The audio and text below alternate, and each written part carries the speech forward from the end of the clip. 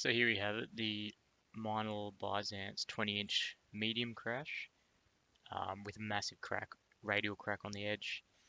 You can see here I've already started drilling out the holes around that crack, but I'm going to continue just to show you the remainder of that drilling.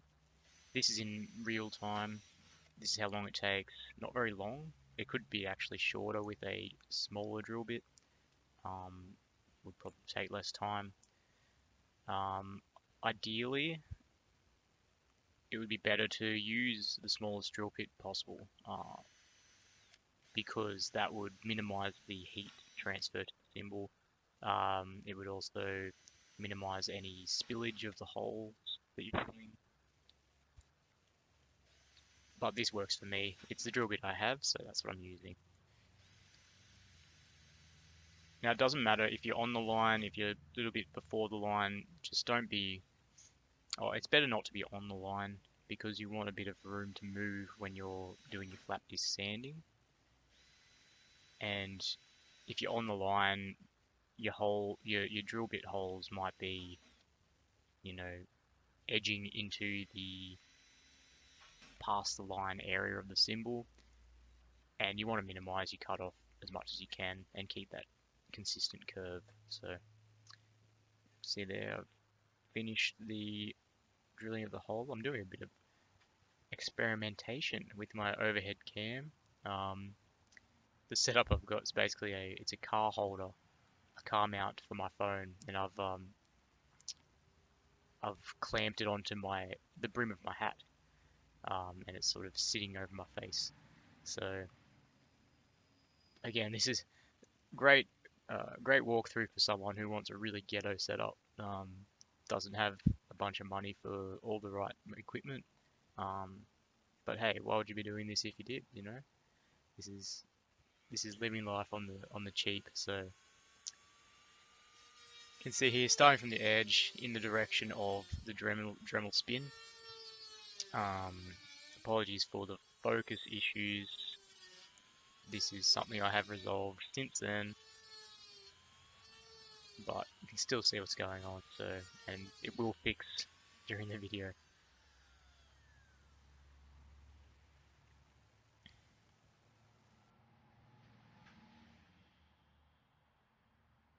You can probably the preferred way to do this is to each time you start a new cut is to cut basically on the midway point between two holes that you cut out, and to take that cutting process slowly to minimize the heat transfer,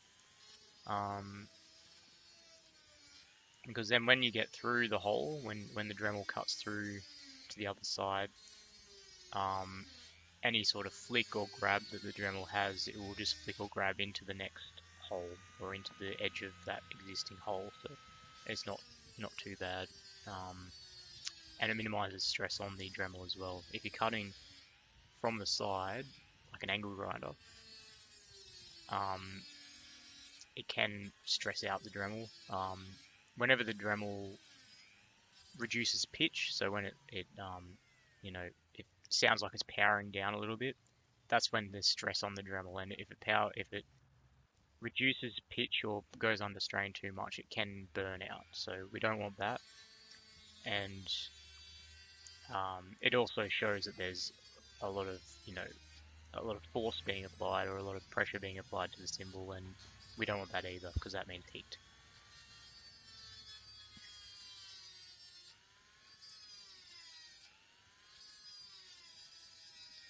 So this is actually a good view of what's going on. You can see I'm just sort of doing little bursts of cut until I break through to the other side of the cymbal with the Dremel. I try not to go too many holes at a time, just breaking it up a little bit to disperse the heat.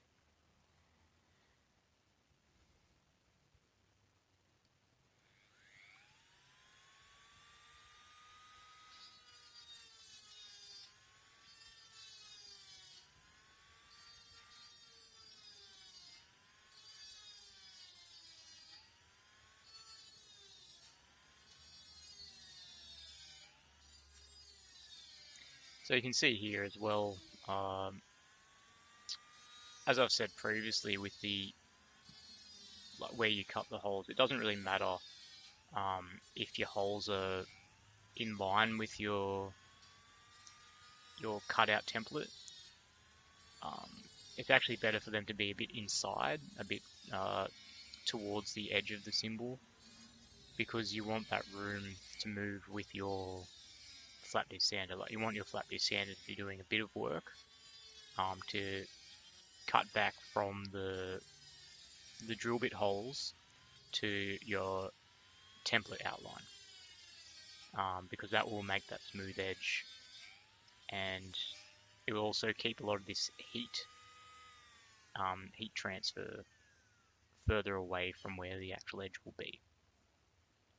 So you see that's the first bit cut out. It's starting to take shape.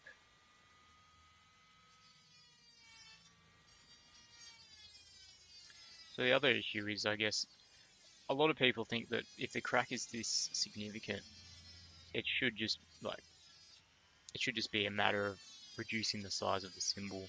That should be the only fix available, because this type of massive cutout will either A, change the sound of the cymbal too much, or B, it'll make the cymbal very weak. So my response to that is, this is probably the preferred option. You don't want to get a cymbal like this, a nice cymbal, and cut it down, in my opinion, to a smaller diameter, just because there's so much work and time has gone into making this type of cymbal. Cutting it down to a smaller size and getting rid of all of that fine-tuned hammering, lathing, pitch matching, all that sort of stuff is just a bit of a waste, in my opinion. So what I'm trying to do is retain as much of that as possible by just removing a section, because then the whole rest of the diameter of the cymbal is still that initial tuned, hand hammered cymbal that was created initially. And also with cutting it down to a smaller diameter, it usually comes out very gong-like, because the lathing's not there, the tapering's not there of the cymbal, and it just ends up sounding like a bell. As I found out doing some practice jobs with some cheap cymbals, yeah, it's really not worth it unless you're really going for the creation of a bell.